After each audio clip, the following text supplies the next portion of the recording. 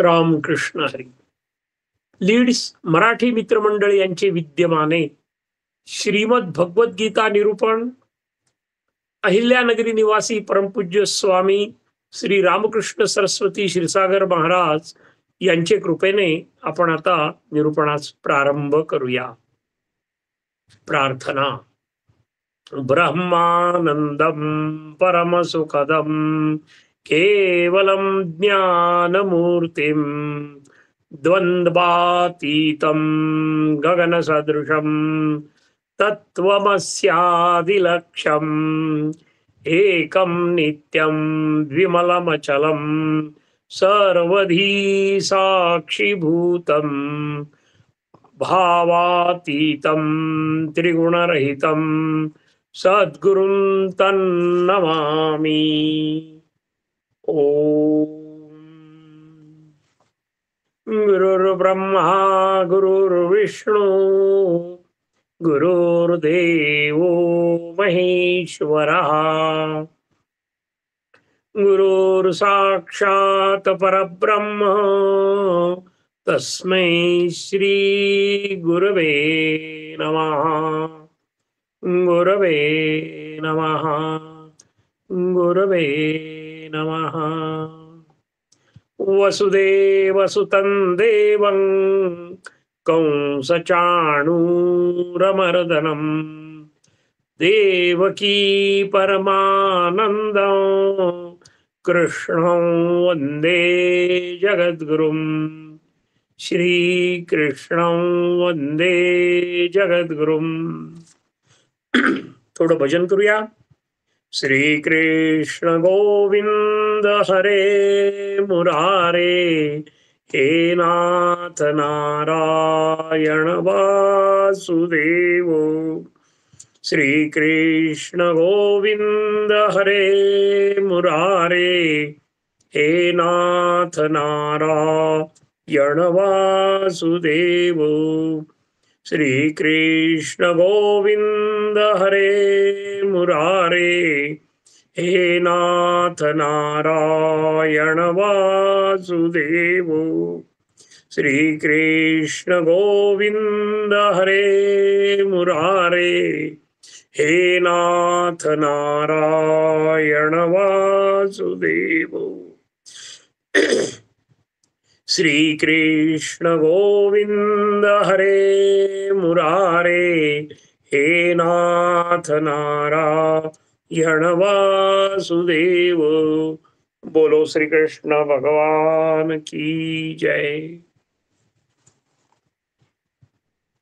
आपण सर्व जाणकार श्रोते आपल्या हृदयस्थ नारायणाला, गीताप्रेमी साधकांना मी मनापासून वंदन करतो.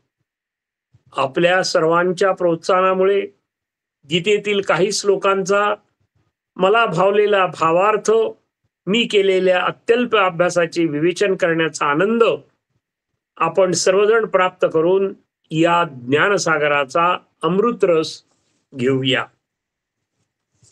12वा अध्याय, 15वा अध्याय, यानंतर आपला पहिला अध्याय आज पूर्ण होत आहे. अध्याय पहिला, श्लोक 46 आणि 47. यदिमां प्रतिकारं अशस्त्रं शस्त्रपाणयः धार्तराष्ट्रारणे हन्युस् तन्मे क्षेमतरं भवेत्.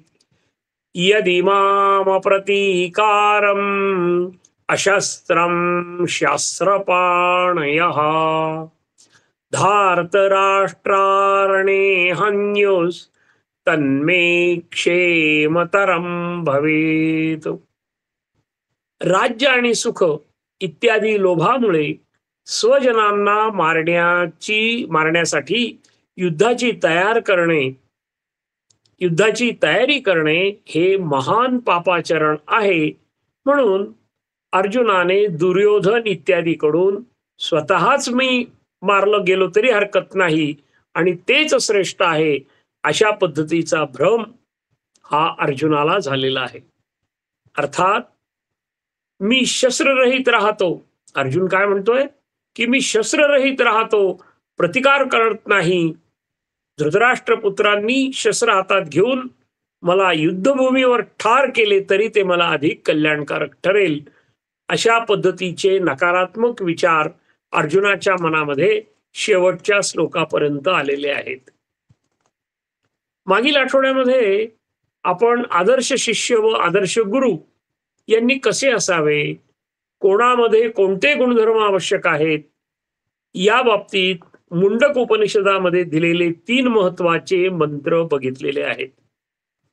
केवळ श्रवण केल्याने, मूलतः कुशाग्र बुद्धीच्या मदतीने आत्मज्ञान प्राप्त होत नाही. त्यासाठी चिकाटी, दृढता व निश्चयाचे बळ आवश्यक आहे. तसेच काही नियम पण आहेत. नेहमी खरे बोलणे, तपाचे आचरण, खरे ज्ञान व नियमित साधन व सर्वात महत्वाचे सद्गुरूंची कृपा असल्याशिवाय अध्यात्मातील आत्मज्ञान प्राप्त होत नाही. आपल्या सर्वांनीच प्रगतीसाठी मेंदूची कार्यक्षमता पूर्णपणे वाढवण्यासाठी सुमारे 12 गोष्टींचा अभ्यास करणे गरजेचे आहे, हेही आपण मागे बघितले. अध्यात्मात प्रगती होण्यासाठी 7 गोष्टींचा बदल आपल्यात करणे गरजेचे आहे. तसेच कुलसंकर, 4 वर्ण कसे निर्माण झाले, वर्णसंकराचे परिणाम व दुष्परिणाम याचीही माहिती आपण बघितली. शास्त्राप्रमाणे नेमून दिलेले सर्व कर्म घरातील प्रत्येकाने कसे करावे, पुण्यकर्म केल्यास स्वर्गप्राप्ती आणि पापकर्म केल्यास नरक प्राप्ती होते, हेही आपण बघितले. नरलोकाची काही नावे, नरकात जाण्याची काही कारणे, उदाहरणार्थ खोटे बोलणे, निंदा करणे, पाखंडीपणा करणे, वर्णाश्रमाप्रमाणे न वागणे, 4 आश्रम वयोमानाने ठरवून दिलेले असतात त्याप्रमाणे न वागणे, दान धर्म पिंडदान न करणे, ही सर्व मंडळी, हे सर्व लोक पापी होतात व ते निश्चित नरकात जातात.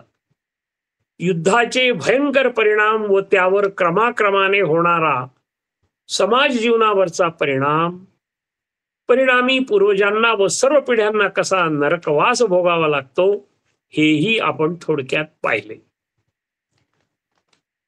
नेहमी वर्तमान काळामध्ये 80% जगावे, आपण हे नेहमी पाहतो. भूतकाळाचा जो अनुभव आहे तो फक्त 10% आपण लक्षात ठेवावा व भविष्य काळाचा 10%च विचार करावा, जेणेकरून मानसिक ताणतणावातून आपण निश्चितपणे मुक्त होऊ. यानंतर आपण बघितलं आदर्श आहार पद्धती. आजकालच्या शास्त्रोक्त पद्धतीत सिद्ध झालेल्या फक्त 2 वेळेस जेवण करण्याच्या पद्धतीबद्दल आपण अत्यल्प माहिती घेतली. नियमित व्यायाम, चालणे, प्राणायाम, शुद्ध सात्विक आहार याचीही आपण थोडक्यात माहिती बघितली. विविध प्रकारच्या गुरूंचीही माहिती आपण मागे बघितलेली आहे. सावधान. आता अर्जुनाची मानसिक स्थितीचा आपण विचार करणार आहोत. आपल्या डोळ्यासमोर आता युद्धाचा प्रसंग आला पाहिजे. नातेवाईकांना, गुरुजनांना मारून राज्य उपभोगण्यापेक्षा त्यांच्या हातूनच मरण पत्करावे, इतक्या उदासीनतेच्या पातळीवर अर्जुन आलेला आहे. त्याला आपला क्षत्रिय धर्मही आठवेनासा झालाय. आपले कर्तव्य, क्षात्र तेजही तो विसरला की ज्यांनी प्रत्यक्ष भगवंत शंकराला सुद्धा हरवलेला आहे युद्धामध्ये, तो सुद्धा ते विसरला. त्याचा परिणाम त्याच्या सर्व कृतीत व शरीरावर झालेला आहे. त्याचे अंग थरथर कापू लागले, सर्वांगांना घाम आला, त्याच्या तोंडाला कोरड पडली, त्याच्या हृदयाची धडधड वाढली. युद्ध करण्याची ऊर्जा, ताकद, उत्साह नष्ट झाला. त्याला आपले जीवन नकोशे झाले व त्याने आपल्या स्वकीयाकडून मरण पत्करण्याची सुद्धा मानसिक तयारी केलेली आहे. आता वस्तुस्थिती काय आहे ते आपण थोडंसं बघणार आहोत. याप्रमाणे अर्जुनाची गात्र सगळी शिथिल झालेली आहेत. पण त्यांनी हा विचार केला नाही, कारण मोहग्रस्त झाल्यावर माणूस काही विचार करत नाही. वास्तविकरित्या क्रूर, अधर्मी, कपटी दुर्योधन जर युद्ध जिंकला तर त्याचे काय परिणाम होतील, म्हणून भगवंतांनी त्यांना मदत केलेली आहे. त्याचा आपण साधक बाधक विचार आणि मनन चिंतन करणार आहोत अत्यल्प. तर संपूर्ण भारत भूमीवर अराजकता, अंधाधुंद कारभार होऊन सज्जनांचा, प्रामाणिक आणि सच्शील लोकांना खूप त्रास होऊन त्यांना दुःखात जगावे लागले असते. कोणाच्याही स्त्रियांमध्ये सुरक्षितता राहिली नसती आणि शेवटी संपूर्ण सनातन धर्माचा ऱ्हास झाला असता. हा सूज्ञ विचार पहिल्या अध्यायामध्ये अर्जुनाला सुचला नाही. हे केवळ नातेवाईक व गुरुजनांना अनावश्यक प्रेमाने घडले. आपणही जीवनात कर्तव्य कठोर होऊन, आता हे आपल्यासाठी आहे, आपणही आपल्या जीवनामध्ये कर्तव्य कठोर होऊन आपल्या धर्माप्रमाणे वागणे अनिवार्य आहे. त्यासाठी धर्माचा अभ्यास पण करणं गरजेचं आहे. आणि नाही अभ्यास मिळाला तर आपल्यापेक्षा श्रेष्ठ, ज्येष्ठ, अनुभवी अशा कुठल्याही माणसाकडून, गुरूंकडून आपण त्याची माहिती करून घेणं हे अत्यंत गरजेचं आहे. त्यानंतर सजगता पाहिजे, सावधपणा पाहिजे. भावनेपेक्षा कर्तव्याला जास्त महत्व देणे इत्यादी बाबतीत आपले लक्ष वेधण्यासाठीच श्रीमद भगवद्गीतेचा अभ्यास आपण करत आहोत. अंतिमतः आपल्याला आनंद मिळणार आहे हे निश्चित आहे.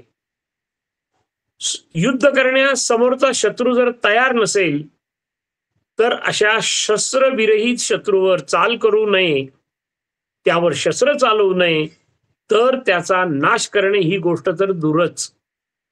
आपण व्यवहारामध्ये बघतो की श्वान, दोन कुत्रे जरी भांडायला लागले आणि एका कुत्र्याने जर शेपूट आपली खाली केली तर दुसरं कुत्र त्याच्यावर चाल करून येत नाही. हा क्षत्रियांचा युद्ध तत्व, युद्ध नीती, युद्ध नियमांचा एक भाग आहे. पण श्वानापेक्षाही अत्यंत वेगळ्या प्रकारचे विचार करणारे कौरव हे नीती नियम न पाळणारे असल्याने त्यांनी निशस्त्र अर्जुनावर बाण चालवून त्याचा नाशही केला असता. अशाही परिस्थितीत अर्जुनाने प्रतिकार न करण्याचा निर्णय ह्या अध्यायात घेतलेला आहे. कौरव आपल्या बरोबर युद्ध करण्यासाठी किती उत्सुक आहेत याचाही विचार करण्याची अर्जुनाला बुद्धी झालेली नाही. भगवान श्रीकृष्णाचा तो महान भक्त असल्याने व स्वभावाने अत्यंत सरळ, प्रामाणिक आणि पापभीरू असल्यानेच त्याची ही मनस्थिती झालेली आहे. त्यामुळे मग आपण पापभीरू व्हायचं नाही का? निश्चित व्हायचं आहे.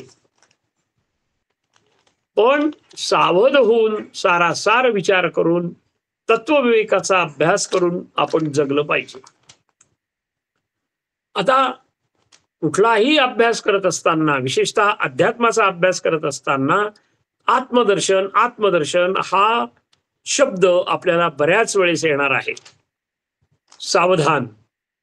आता आपण आत्मदर्शन याचा अर्थ असा की आपल्या स्वतःच्या अंतरंगात आणि बाह्यरंगात व त्याचे निरीक्षण करण्याची आपल्याला सवय लावून घेणं अत्यंत महत्वाचे आहे.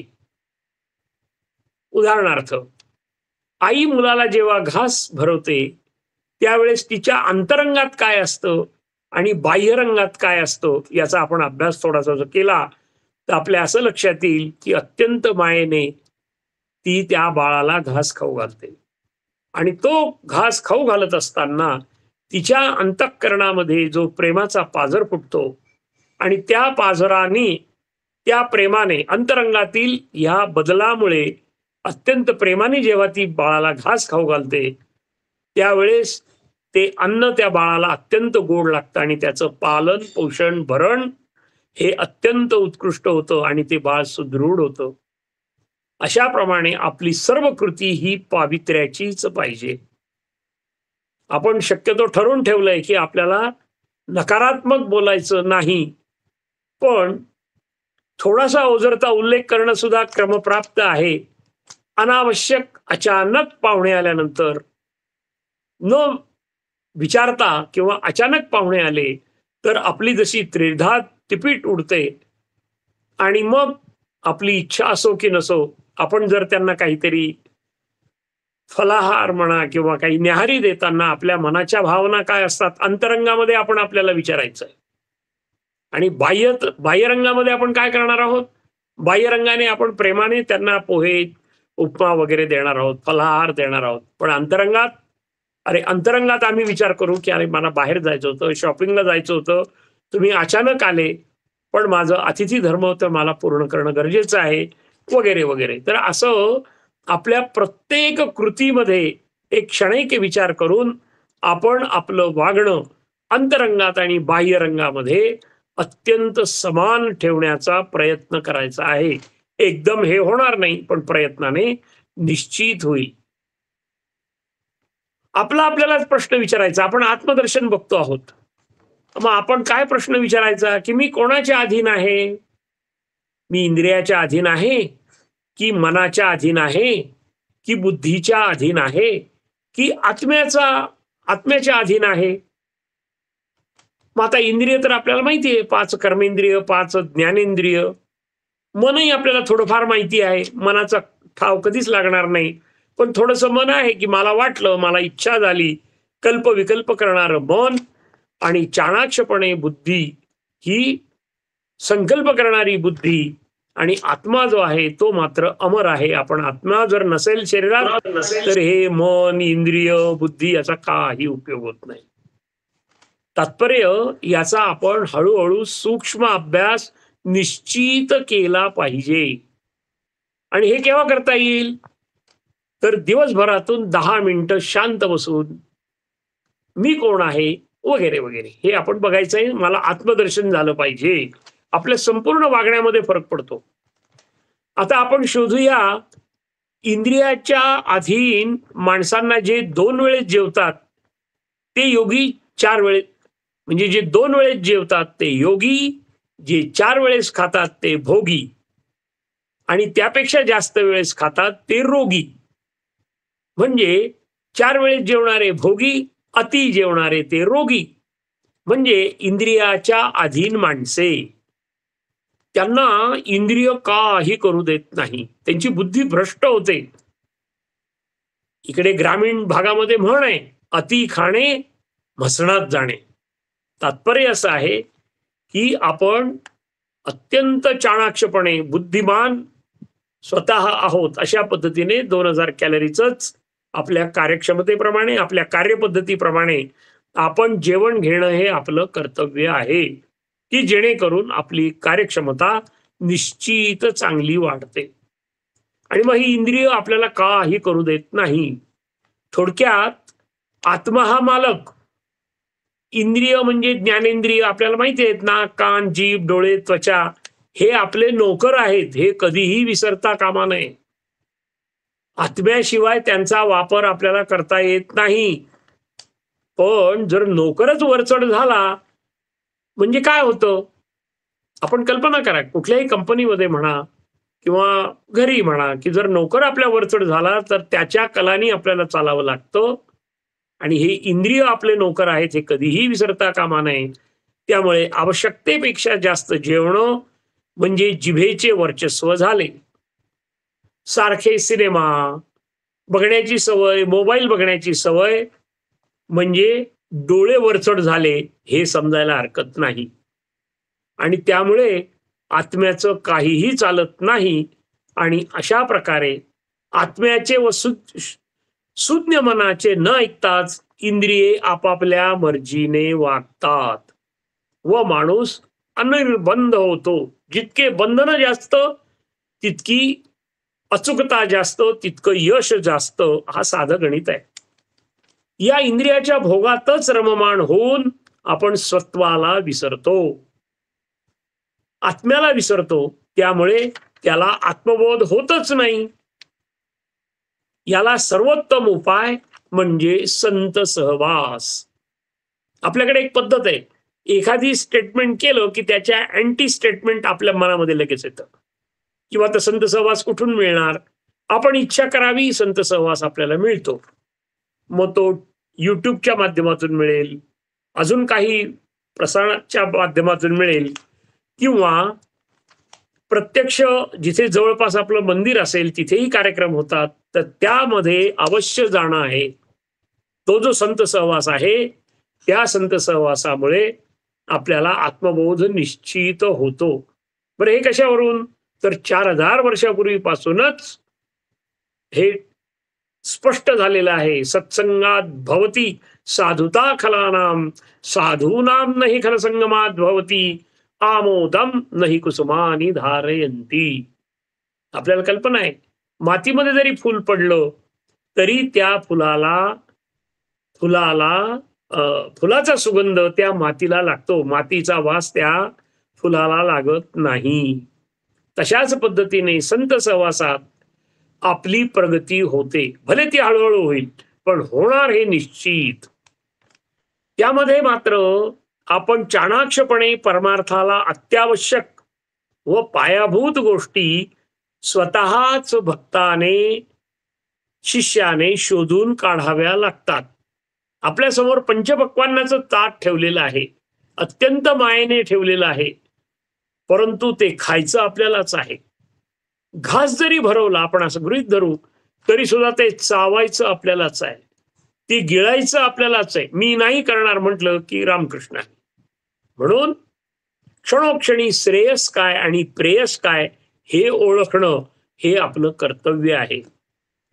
जसे आपले जेवण आपल्याला आपल्या हातानेच घ्यावे लागते, तसा आपल्याला अभ्यास हा आपल्यालाच करावा लागतो. मग आता अभ्यास कसा करायचा? तर एकच गोष्ट वारंवार बघणे, वाचणे, मनन करणे, चिंतन करणे, आणि मग त्यामुळे हळूहळू आपल्या मनामध्ये नखशिखांत बदल होतो. स्वानंद घन आत्मा तो मीच आहे, परब्रह्म मीच आहे, हे गुरुचे, संतांचे वचनावर दृढपणे विश्वास हळूहळू निर्माण होतो. अहम ब्रह्मास्मी म्हणजे आपण मूळ परमात्मा स्वरूप आहोत, हे गूढ रहस्य संत सहवासानेच समजते.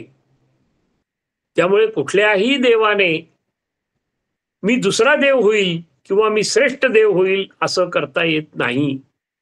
परंतु पृथ्वी तलावर तुमचा आमचा जो मनुष्य देह जन्माला आलेला आहे, तुम्ही मात्र ठरवलं की मला नारायण व्हायचं आहे, तर आम्ही सगळेजण नारायण 100% होऊ शकतो. त्यासाठी सातत्य पाहिजे, तपश्चर्या पाहिजे, आणि ते आपण हळूहळू निश्चित मिळवणार आहोत.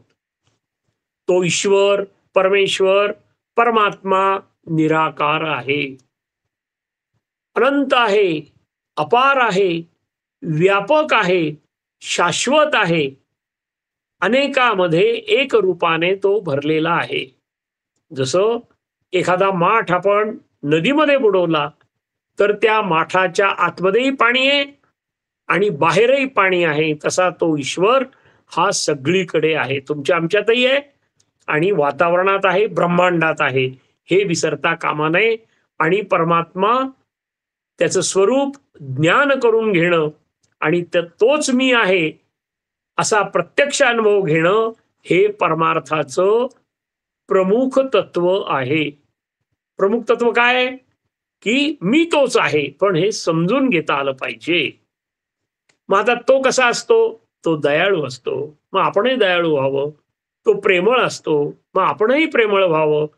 मग त्या भगवंत जर आपल्या हृदयामध्ये आहे तर आपण तसं वागलंच पाहिजे. मग मूल तत्व जो आहे तो परमात्मा हेच आपलं तत्व आहे, आणि परमार्थामध्ये परमात्म स्वरूप आपण आहोत याचा आपणाला दुर्दैवाने विसर पडलेला आहे. त्याला अनेक कारण आहेत. त्याला म्हणजे आपले आचार आहेत, विचार आहेत, कलियुग आहे, परंतु आपल्याला जे करता येईल ते आपण करायचंय. आपण म्हणजे केवळ देहच आहोत असा समज आपणा सर्वांना झालेला आहे. प्रत्येकामध्ये बघा, आता कल्पना करूया, आपण आत्मबोध बघत आहोत. प्रत्येकामध्ये मी एक खरा आणि मी एक खोटा असे असतात बरं का. असे आम्ही क्षणाक्षणाला वावरत असतो. म्हणजे क्षणाक्षणाला आपल्याला विचार करायचा आहे, खरं बोलायचं का बरं बोलायचंय? आणि मग त्यामध्येच आपलं आयुष्य निघून जातं. वास्तविकरित्या आपण 3 वर्षाच्या मुलासारखं जर प्रेमळ वागलं, कुठल्याही मनामध्ये शंका कुशंका न घेता आपल्या अडी-अडचणी सरळ मनाने जर कथन केल्या, सांगितल्या, तर काही फरक पडत नाही. दुर्जन लोकांचा सुरुवातीला वाटतं, की अरे यांचा विजय झाला. पण हे होणे नाही. अंतिमतः हा विजय सत्याचाच होतो. उपनिषदावर यावर खूप मोठं भाष्य केलेलं आहे. मग आता यापैकी देहबुद्धीने पोचलेला मी खरा की खोटा? आपलं आपल्यालाच विचारायचंय.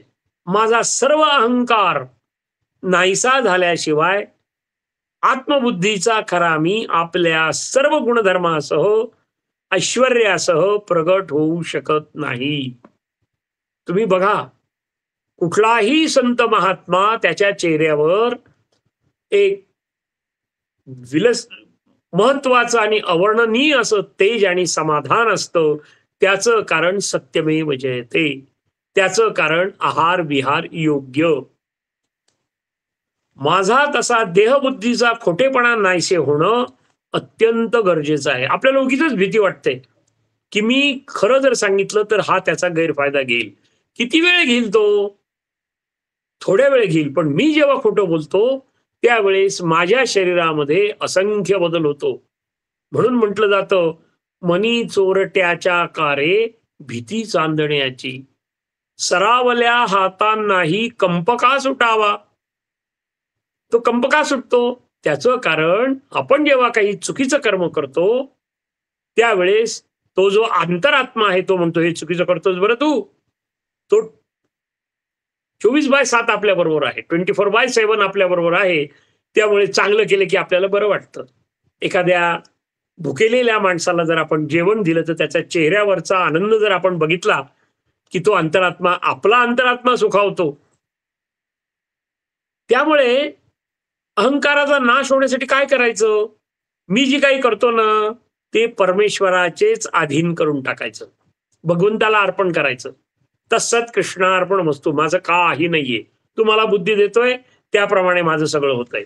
माझे काहीही नाही. मी मी काही आगळे वेगळे नव्हते आणि काही घेऊन मी जाणार नाही. सगळं काही इथेच टाकून जाणार आहे. आलो एकटा, जातो, जाणार पण एकटा. मला जीवन जगण्यासाठी पैसा लागणार आहे, तो देईल. पण तो त्याप्रमाणे काय करेल? तो आपल्याला बुद्धी देणार आहे. आणि बुद्धी देऊन आपल्याला बरोबर सर्व योगक्षेमम वहाम्यहम गीतेमध्येच म्हटलेलं आहे. म्हणून काय करायचं की भगवंताचे चरणी तनमन धन अर्पण करायचंय. एक गोष्ट लक्षात ठेवायची, संसार खोटा आहे. मग तो करायचा नाही का? निश्चित करायचा. पण कसा करायचा? अलिप्ततेने करायचा, इदन्न मम म्हणून करायचा. आणि मग बघा कशी मजा येते ती. बुद्धी अहंकार सर्व काही त्याच्या चरणी ठेवून प्रसाद म्हणून सगळ्याचा उपयोग करायचा. देवा, मग आपल्याकडे जो नैवेद्य दाखवायची जी पद्धत आहे त्याच्या मागे सुद्धा हेच कारण आहे. यालाच निवेदन भक्ती असं म्हणतात. तेरा तुझको अर्पण क्या लागे मेरा, या पद्धतीने. आत्मनिवेदनाने काय होतं? तर माझ्यातील खोटा नष्ट होऊन खरा प्रगट होतो. आपला खरा प्रगट होऊन बघा बरं. आपली आई असेल, मुलगा आपल्या आईजवळ लहानपणी प्रगट होतो. मग तो प्रगट होताना विशेषतः टीन एज मध्ये, आणि मग तो सांगतो, आई मी असं केलं, आई मी तसं केलं. मग तो इतका छान सांगत असतो. विशेषतः मुली जास्त भावनाशील असतात.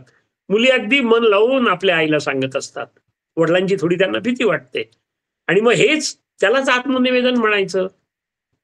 आम्ही तर ज्ञानेश्वर महाराजांचा फोटो समोर ठेवतो आणि ज्ञानोबांशी बोलतो, ज्ञानोबा आज असं असं आहे बरं, मग तुम्ही आम्हाला सांभाळून घ्या. आम्ही जे चुकत असू तर तुम्ही आम्हाला मार्गदर्शन करा. त्याच्यासाठी आमच्या गुरूंनी आम्हाला वेगवेगळे मार्ग सांगितलेत. त्याच्यामधला एकच मार्ग आज आपण बघणार आहोत, की आपल्याला जे पाहिजे ते आपल्या रोमारोमानी ऐकावं.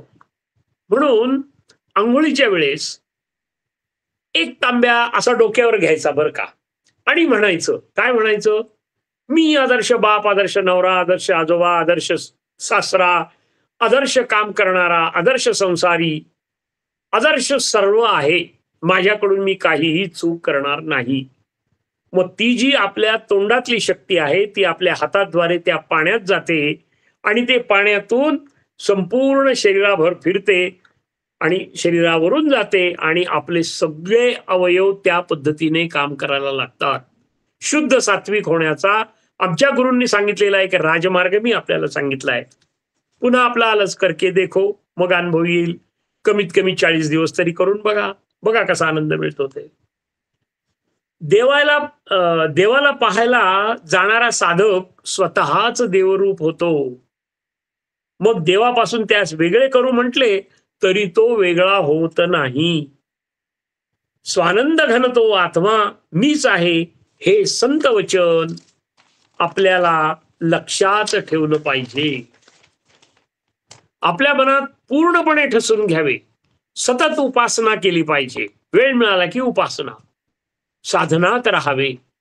शास्त्राचा अनुभव, गुरूंचा अनुभव व स्वतःचा अनुभव एकच आहे की अनुभूती निश्चित येते. देव अनुभूती देत असतो, ती आपल्याला ओळखता मात्र आली पाहिजे. तेवढं आपण चाणाक्ष राहिलं पाहिजे. कोणतीही इच्छा, अपेक्षा, आकांक्षा हाव राहत नाही. आपलं मन शांत सरोवराप्रमाणे होतं. आपलं मन नेहमी आनंदात, सुखात आणि समाधानात राहतं. हीच मनुष्याच्या जीवनाची इति कर्तव्यता आहे. हरिओम. आता आपण बघणार आहोत श्रीमद भगवद्गीतेतील पहिल्या अध्यायातील अंतिम व 47व्या श्लोकाची माहिती. संजय उवाच एव मुक्त्वार्जुनः संख्ये रथोपस्य उपाविशत विसृज्य सचरमी चापम शोक संविघ्नमानसः. पहिल्या अध्यायाचा हा शेवटचा 47वा श्लोक. यामध्ये संजय म्हणतो आहे, संजय उवाच एव मुक्त्वार्जुनः संख्ये रथोपस्थ उपाविशत विसृज्य सचरमी चापम शोक संविघ्नमानसः. युद्ध न करण्याचा निश्चय करून शोकमग्न अर्जुन शस्त्राचा त्याग करून रथामध्ये बसला.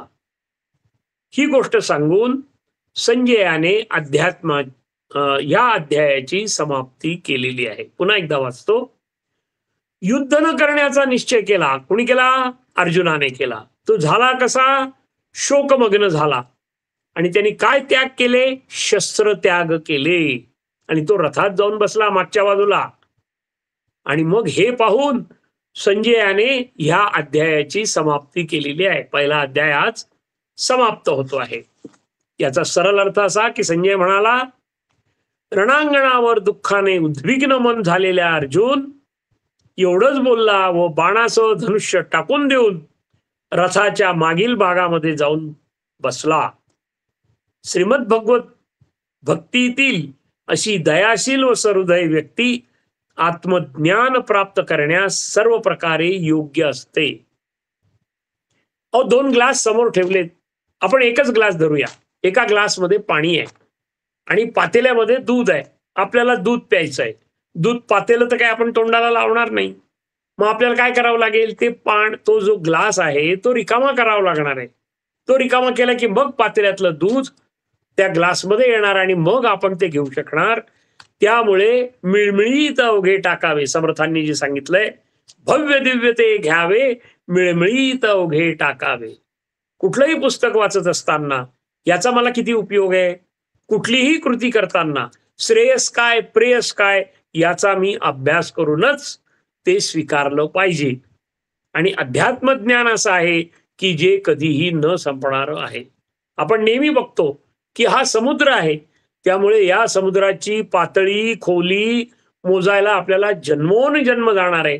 म्हणून दररोज आपण गीतेचा अभ्यास करणं हे आपलं कर्तव्य आहे. आता शस्त्र टाकून देण्याचा अर्जुनाचा निर्णय निश्चितपणे अयोग्यच होता. हे आपण मागच्या पण श्लोकामध्ये बघितलंय. वास्तविक अर्जुन हा अत्यंत शूर व पराक्रमी होता. वीरवृत्ती ही त्याची मूळ वृत्ती. परंतु त्याऐवजी करुणा उत्पन्न झाली आणि त्यामुळे वीरवृत्ती नष्ट झाली. ते ग्लासामध्ये त्यांनी काय केलं, दूध घ्यायचं ना त्याला, परंतु त्यांनी ती दयाळू वृत्ती त्याची ती पाण्याची, आणि मग त्यामुळे त्याला काही वीरवृत्ती त्याची नष्ट झाली. अर्जुन मोहग्रस्त झाला. पण अर्जुनाच्या विषादाचे मानव जातीवर खूप मोठे उपकार झाले. वास्तविकरित्या भगवान श्रीकृष्णांनी त्यांना एका वाक्यात सांगितलं असतं, अर्जुना युद्ध कर, विषय संपला असता. पण तुम्हाला आम्हाला ही गीता समजली असती का, कसं वागावं, नंतर सत्व रजतम 4 वर्ण 4 आश्रम हे आपल्याला समजले असते का? हे अजिबात समजले नसते. केवळ अर्जुनाने जो विषाद केला, त्याला दुःख झालं आणि त्याने ते बोलून दाखवलं. त्यामुळे आपलं दुःख आपल्या जवळच्या माणसाला निश्चित बोललं पाहिजे.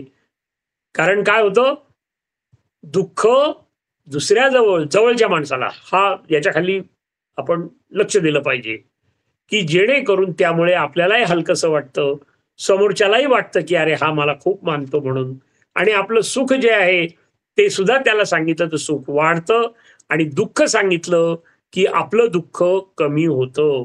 हे कधीही विसरता कामा नये. म्हणून अर्जुनाला विषाद झाला नसता तर श्रीमद भगवद्गीतेची निर्मितीच झाली नसती, हे आपल्याला माहिती आहे. अर्जुनाचे आपणा सर्वांवर हजारो वर्षापूर्वीपासूनचे खूप मोठे उपकार आहेत. आता मला विचारलं माझ्या वडिलांचं नाव काय, त्यांच्या वडिलांचं नाव काय, त्यांच्या वडिलांचं नाव काय, मला सांगता येणार नाही. 4-5 पिढ्यांचं मॅक्झिमम मी सांगू शकेल. त्याचप्रमाणे आपण अर्जुनाला आणि भगवंताला विसरलो नाही, हे कधीही विसरता कामा नये. अर्जुन मोहग्रस्त झाला म्हणून भगवान श्रीकृष्णांना गीता सांगाविषयी वाटली. आता बघा, भीम आणि अर्जुन या दोघांमध्ये मूलतः हाच फरक आहे. भीम हा अत्यंत प्रामाणिक व आज्ञाधारक आहे. भगवान श्रीकृष्णाने मार म्हटले की भीमाने मारले असते. मागचा पुढचा विचार नाही करणार, प्रश्नही विचारणार नाही भीम. अर्जुन थोडासा का होईना पण विचार करतोय, प्रश्न विचारतोय. म्हणून प्रश्न विचारणारा हा नेहमी श्रेष्ठच असतो, हे आपण विसरता कामा नये. कारण प्रश्न केव्हा विचारला जातो, तर तो मनापासून लक्ष देऊन ऐकतो. जो एकाग्रतेने चिंतन करतो तोच प्रश्न विचारू शकतो. साधारणतः प्रत्येक श्रवणामध्ये 2 ते 5% लोकच फक्त प्रश्न विचारतात. पण एक लक्षात ठेवा की म्हणूनच ते पुढे खूप मोठे ते अभ्यासक होऊ शकतात, अभ्यासक होतात. इतिहासात अर्जुन हा श्रेष्ठ नायक त्यामुळेच आहे. आपल्याकडे एक सुंदर वचन आहे, ते आपण बघूया. पार्थपुत्रो विषादोस्ती वाक्कन्या परमात्मनः ताभ्या उभाभ्याम वै जाता सा गीता लोकपावनी.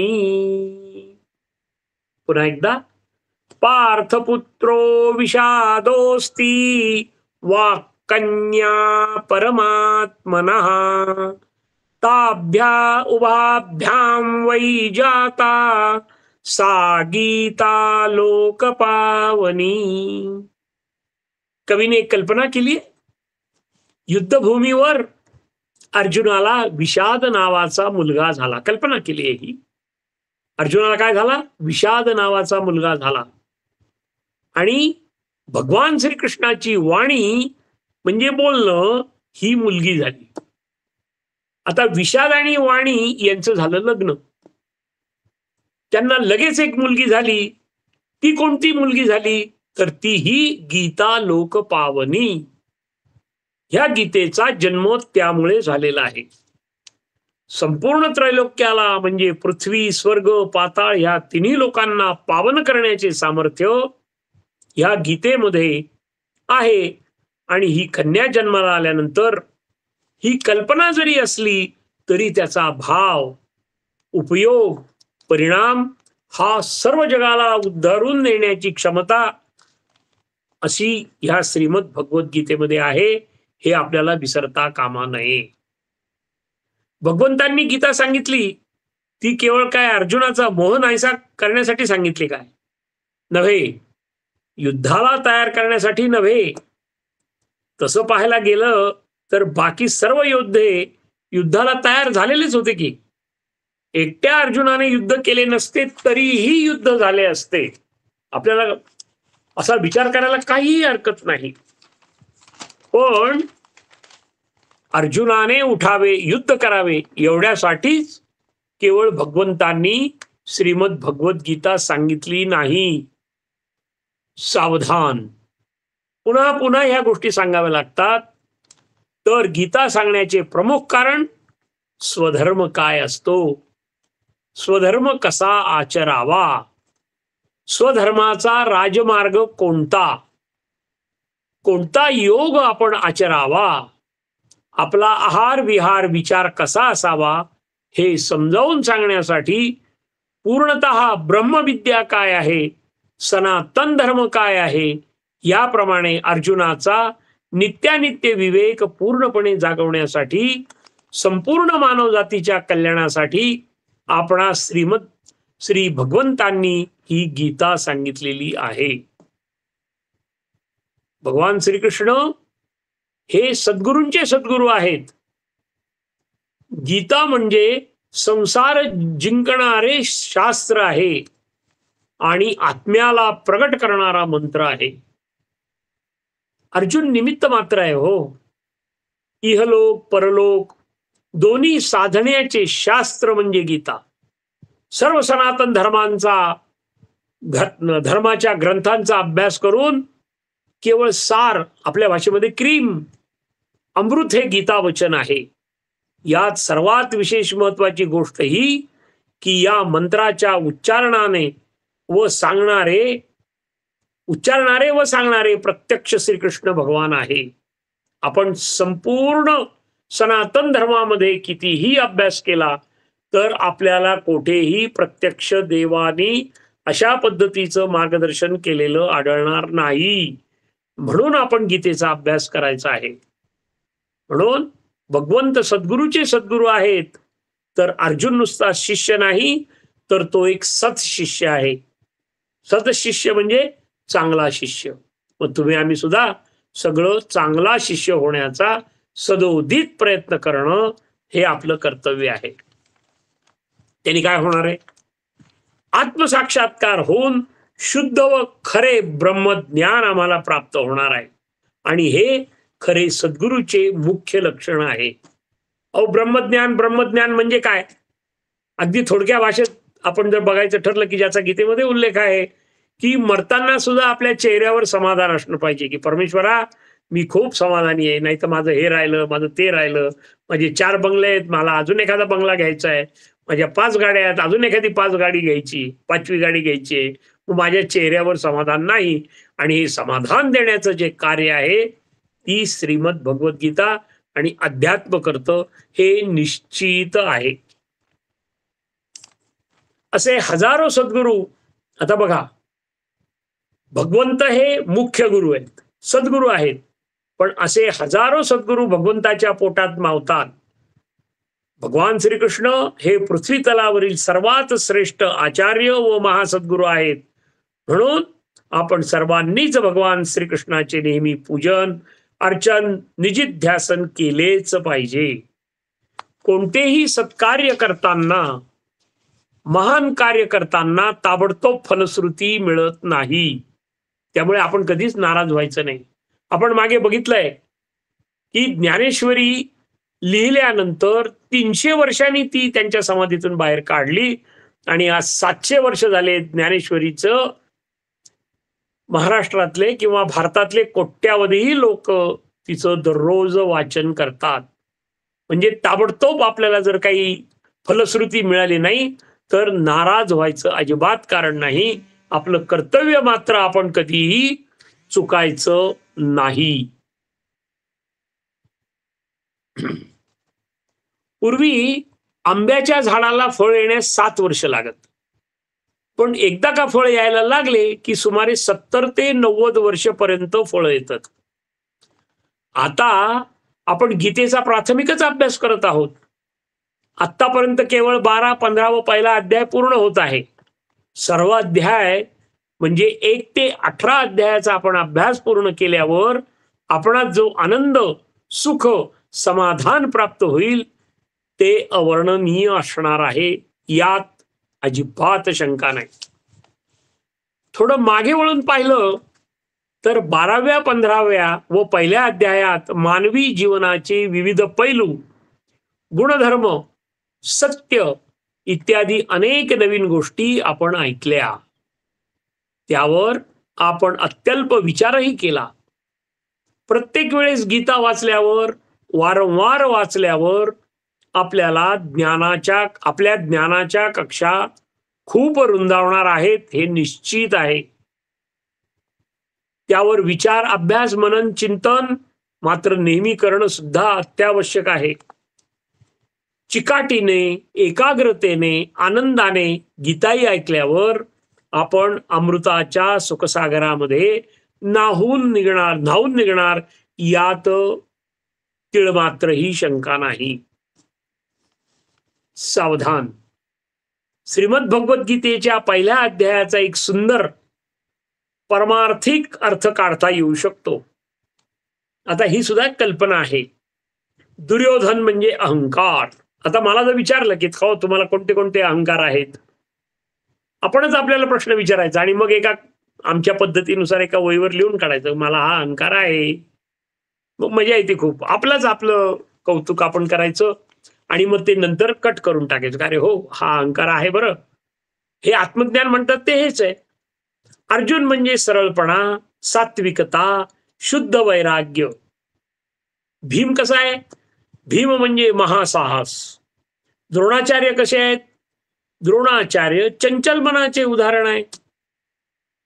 ज्ञान आणि अज्ञान या दोहोंचा उगम म्हणजे आपलं मन आहे. पुत्रप्रेमाचा, धनाचा, जीविताचा मोह झाल्यामुळे प्रचंड बुद्धिमत्ता, शूरवीरता असूनही द्रोणाचार्य अनितीने वागणाऱ्या कौरवांच्या बाजूने लढले. वास्तविकरित्या ब्रह्मास्त्राची निर्मिती, त्याचं संशोधन हे द्रोणाचार्यांनी केलेलं आहे. पण पुत्रमोह झाला आणि संपलं सगळं. आपल्या सर्वस्वाचा नाश करून त्यांनी घेतला. कौरव सेना कशी होती हो? अहंकार, अनिती, अधर्माने वागूनही लाभ होतो असे मानणारे. अधर्माने कधीही आपल्याला लाभ होत नाही. तो दिसायला गोड दिसतो. आपण नेहमी सांगतो, आमचे गुरुजी आम्हाला सांगतात की पापाची फळं खाताना गोड वाटतात, परंतु पचताना अजिबात ती पचत नाहीत. उलट असा आहे कलियुगाचा महिमा की उपासना करताना सुरुवातीला खूप कष्ट होतात, पण त्याचे जे फळ आहेत ना ते शेवटच्या श्वासापर्यंत आनंददायी असतात. बरं, कौरवसेना म्हणजे अहंकार, अनिती, अधर्माने वागूने लाभ होतो असे मानणारे अल्पबुद्धी, कुपमंडूक वृत्तीचे तामसी सैन्य होते. पांडवसेना म्हणजे विवेक. पांडवसेना कशी होती? पांडवसेना म्हणजे विवेक, धर्मनिष्ठ, शुद्ध आचरणाचे, वैराग्य, शम, दम इत्यादी चांगल्या गोष्टीने पूर्णतः भरलेले सैन्य. आता भीष्माबद्दल काय बोललोय आपण? तर भीष्म म्हणजे संसाराविषयी पूर्ण आसक्ती. भीष्म प्रतिज्ञा केली, स्वतःच्या कुळाचाच चांगलं व्हावं, प्रगती व्हावी यासाठी स्वयंवर घडवून आणलं. स्वयंवरामध्ये स्वतः त्या अंबालिकेला आणलं, पण स्वतः मात्र लग्न केलं नाही. कारण काय? तर माझं कौरव कुळ वाढलं पाहिजे एवढाच फक्त आसक्ती त्यांना होती. आणि त्यांचा तो पराकुटीचा स्वार्थ होता. या रूपकाची भव्यता ध्यानात घेतली पाहिजे. सुमारे 5,000 वर्षापूर्वी हे महायुद्ध झाले, पण समाजात आजही स्त्री, सत्ता, संपत्ती, बघा एक एक शब्दाचे किती मोठमोठाले अर्थ आहेत. पण समाजात आजही स्त्री, सत्ता, संपत्ती, जमीन, घरदार यासाठी प्रचंड भांडणे होत आहेत, जगात होत आहेत. त्यात कोणाचा जय होतो तर कोणाचा पराजय होतो. हा जय पराजय माणसाचा नसतो, तर दैवी संपत्ती आणि आसुरी संपत्तीचा असतो. माणूस हे कधीही विसरत नाही. गीतेमध्ये याचा उल्लेख आहे की तो अत्यंत अल्पायुषी आहे. हे शरीर आपल्याला 100 वर्षासाठी परमात्म्याने भाड्याने दिलेलं आहे, हे कधीही विसरायचं नाही. पण हे युद्ध नेहमी चालू राहणार. मग आता हे युद्ध कशाचं आहे नेमकं? तर हे युद्ध आहे धर्म विरुद्ध अधर्म, चांगलं विरुद्ध वाईट, नीती विरुद्ध अनिती, न्याय विरुद्ध अन्याय, सत्य विरुद्ध असत्य, शुभ विरुद्ध अशुभ, सुख विरुद्ध दुःख, एकता विरुद्ध भेद, संघटन विरुद्ध विघटन, सम विरुद्ध विषम, सत विरुद्ध असत आणि उत्तम विरुद्ध अधम इत्यादी अनेक गोष्टी आहेत. पण यात नेहमी चांगल्याचाच जय व्हावा आणि तो होतो, धर्माचाच विजय झाला पाहिजे, तरच समाज, राष्ट्र, जग, मानव जगणार आहे. हे आपण कधीही विसरता कामा नये. पांडव लढले ते सद्धर्मासाठी, सज्जनांच्या रक्षणासाठी, सद्भावासाठी. कौरव लढले ते सत्ता, संपत्ती, स्त्री या ऐहिक सुखासाठी. त्यासाठीच कौरवांचा नाश होणं हे अत्यंत गरजेचे होते. मनुष्याने केवळ मी आहे, माझं आहे असा विचार केला तर स्त्री, पुत्र, धन व फक्त इंद्रियांचे भोग एवढ्या पुरतेच त्याचं जीवन मर्यादित होईल. निद्रा, भय, मैथून हे तर पशुपक्ष्यांचे जीवन आहे. पक्षी, जनावरे झोपतात, त्यांना भीती वाटते, तेही पुढची पिढी निर्माण करतात. जगण्यासाठी, आहारासाठी कष्ट घेतात. मग मानवात आणि पशु पक्ष्यामध्ये काय फरक आहे? तर तो फरक आपण जाणून बुजून, समजून उमजून, मान्य करून, अभ्यास करून निरपेक्ष कर्म, संयम, ज्ञान, भक्ती, योगाभ्यास करावा आणि दिव्य भव्य जीवनाचा आपण आनंद घेणं हे आपलं कर्तव्य आहे. म्हणून आपण विचार करायचा की आपल्या दिवसभरातला आपण किती वेळ अध्यात्माला देतो, का नुसता माझ्या बिझनेसला देतो, का किती फक्त पैसेच कमवण्यासाठी देतो. शेवटी आपल्याला इकडे सगळं टाकून जायचं. दिवसभरातून 10 मिनिटाचा विचार करू आणि मग त्याच्यामध्ये मी आता 15 मिनिटं अभ्यास करणार, बरं का, अध्यात्माचा मी अभ्यास करणार. माफ करा. सावधान. आता अर्जुनाचा अधिकार हा ब्रह्मविद्या प्राप्त करून घेण्याचा आहे.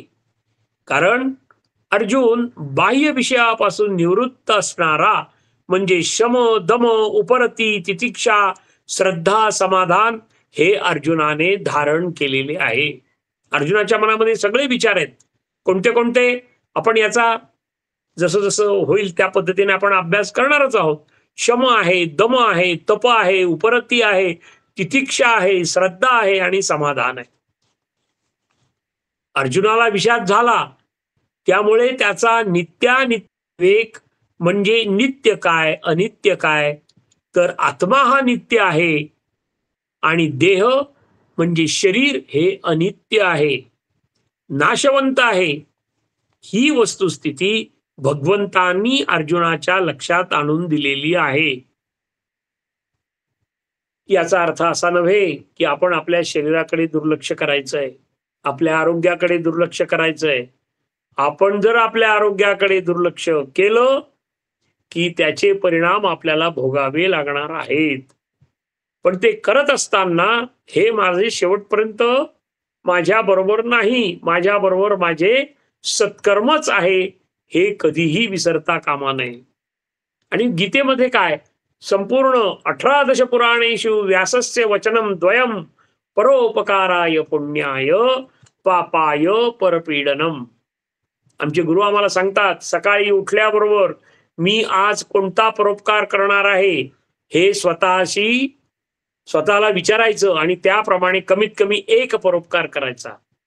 मग कुठलाही असो, शेजारच्याचा असो, घरचा असो, अनोळखी माणसाचा असो, गरिबाचा असो, मग तो परोपकार करण्याच्या वेगवेगळ्या पद्धती आहेत. अगदी सुटकेस उचलून देणं हा सुद्धा परोपकारच आहे. मग एकदा का एक दिवसात दररोज एक परोपकार केला की आपल्या मेंदूची चांगली समाधान मिळतं, त्याच्यातले केमिकल जे आवश्यक आहेत त्याची वाढ होते आणि आपण आनंदामध्ये जगतो. हे साधं सोपं गणित आहे. विषादाचे कारण अज्ञान होते, म्हणून मी कधीही अज्ञानी राहणार नाही. म्हणजे मी जर दूध प्यायचं असेल तर ते माझं भांड रिकामं असलं पाहिजे. मी इतरांचा अत्यंत कमी विचार करील. मी माझा विचार, याला स्वार्थीपणा नव्हे, याला प्रगती करण्याचे लक्षण म्हणतात. अज्ञान काढून टाकलं की ज्ञान मिळतं, अन्यथा ज्ञान मिळत नाही. हे कधीही विसरता कामा नये. विषादामुळे अर्जुन मोहग्रस्त झाला, शोकग्रस्त झाला. म्हणूनच विषादातून बाहेर काढण्यासाठी भगवंताने अर्जुनाला गीता सांगितली. हे स्पष्टच आहे. ते करत असताना भगवंतांनी आत्म्याच्या यथार्थ स्वरूपाचे ज्ञान अर्जुनाला दिले. तिलाच ब्रह्मविद्या, आत्मविद्या म्हणतात. आणि ही ब्रह्मविद्या आपण समजून घेण्याचा, आपण सगळे अभ्यास करण्याचा प्रयत्न करत आहोत. वारंवार हेच गोष्ट आपण लक्षात ठेवली पाहिजे, कारण आता पहिल्या अध्यायामध्येच ह्या गोष्टीचा उल्लेख आहे. नंतर मात्र सांख्य योग वगैरे वगैरे आपण पुढे बघणारच आहोत. ते अर्जुनाला फक्त युद्ध करण्यास प्रवृत्त करावे इतकेच ध्येय भगवंताचे निश्चित नव्हते, तर त्याला ब्रह्मविद्या देऊन त्याला आत्मज्ञानी करायचं हेच भगवंताचे उद्दिष्ट होते. केवळ अर्जुनामुळे ब्रह्मविद्या गीता रूपाने उपनिषदे व ब्रह्मसूत्रे यांच्या तुलनेत जगामध्ये अधिक सोपी होऊ आपल्याला समजलेली आहे. उपनिषद जेव्हा आम्ही थोडासा अभ्यास करतोय तर त्या उपनिषदामध्ये फक्त एकच वाक्य बोललेलं आहे आणि मग त्या वाक्याचं आम्ही जे विस्तारीकरण करतो आणि मग त्यामध्ये अर्थात हे गुरूंच्या मार्गदर्शनाने करतो. त्याच्यात एकच लिहिलंय की सत्यमेव जयते. मग त्याच्यासाठीचे उदाहरण, सत्याने कोण कोण वागलं, अगदी 4000 वर्षापूर्वीपासूनचे ते आत्तापर्यंत, मग त्यामुळे त्यांचा कसा फायदा झाला, त्यांना कसा मोक्ष मिळाला, त्यांची मुलं बाळांचं कसं कल्याण झालं, त्यांच्या पिढ्या किती समाधानाने राहत आहेत. आणि उपनिषदामध्ये फक्त एवढंच म्हटलंय, सत्यमेव जयते. त्याच्यानंतर ज्ञान आणि वैराग्य ह्या दोन गोष्टीमुळेच तुम्हाला खरं सुख, सोलीव सुख मिळणार आहे. हे सगळं उपनिषदांनी सांगितलंय. पण उपनिषद आहेत, 4 वेद आहेत, ब्रह्मसूत्रे आहेत, पण हे जर आपण वाचायला लागलं तर आपलं आयुष्य संपून जाईल. आणि याचा सगळा जो सार आहे तो सार श्रीमद भगवद्गीतेमध्ये आलेला आहे. म्हणून आपण हळूहळू त्याचं आपलं प्रगती आपण करून घेणार आहोत. त्याचा अभ्यास करून आता ह्या ब्रह्मविद्येचा अनुभव आपण पुढील अध्यायामध्ये सावधपणे व विवेकाने बघणार आहोत. हरिओम तत्सत. तत्सत कृष्णार्पणमस्तु. इदन्न मम शुभम भवतु. आता आपण प्रार्थना घेऊया. योगेशं सच्चिदानंदं वासुदेवं व्रजप्रियं धर्म संस्थापकं वीरं कृष्णं वंदे जगद्गुरुं. श्रीकृष्णं वंदे जगद्गुरुं. ओम शांति शांति शांति. रामकृष्ण हरि. हरिओम तत्सत.